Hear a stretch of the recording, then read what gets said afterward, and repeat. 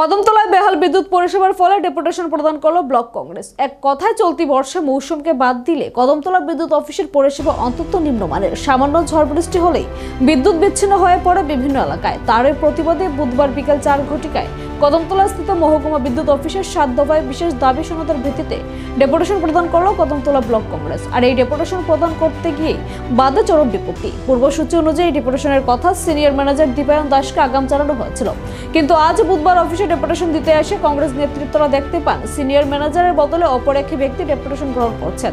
আর এতেই বেজায় খেপে যান কংগ্রেস কর্মীরা।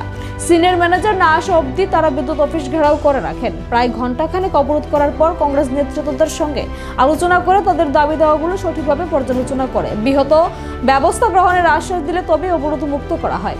এদিকে এই গণডেপুটেশনে উপস্থিত ছিলেন কদমতলা ব্লক কংগ্রেস সভাপতি মানিক লাল দাস, প্রদেশ সাধারণ সম্পাদক আব্দুল বাছিত চৌধুরী সহ অন্যান্যরা।